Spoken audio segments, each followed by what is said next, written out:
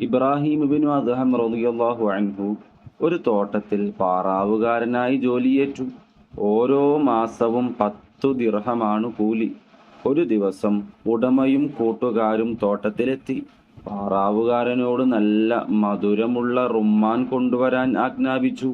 ഇബ്രാഹിം ഇബ്നു അദ്ഹം റളിയല്ലാഹു അൻഹു നല്ല റുമ്മാൻ കൊണ്ടുവന്നു നൽകി. പക്ഷേ അത് പുളിക്കുന്നതായിരുന്നു. ഉടമ പറഞ്ഞു, മധുരമുള്ളത് പറിച്ചു കൊണ്ടുവാടാ. ഇബ്രാഹിം ഇബ്നു അദ്ഹം റളിയല്ലാഹു അൻഹു ഉടനെ കാണാൻ ഭംഗിയുള്ള നല്ല മുഴുത്ത ഒന്ന് കൊണ്ടുവന്നു. പക്ഷേ അതും പുളിയുള്ളതായിരുന്നു. കോപം പൂണ്ട ഉടമ പാറാവുകാരനോട് ദേഷ്യപ്പെട്ടു. എത്ര കാലമായി നീ ഇവിടെ തൊഴിലെടുക്കുന്നു?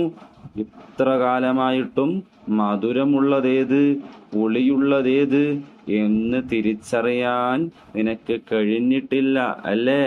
ഇബ്രാഹിം ഇബ്നു അദ്ഹം റളിയല്ലാഹു അൻഹു പറഞ്ഞു, അപ്പോ മധുരമുള്ളതും പുളിയുള്ളതും അറിയണമെങ്കിൽ അതെല്ലാം തിന്നു നോക്കണ്ടേ? ഞാൻ ഇതുവരെ ഈ തോട്ടത്തിൽ നിന്ന് ഒന്നും രുചിച്ചു നോക്കിയിട്ടില്ല. അതെന്താ അങ്ങനെ?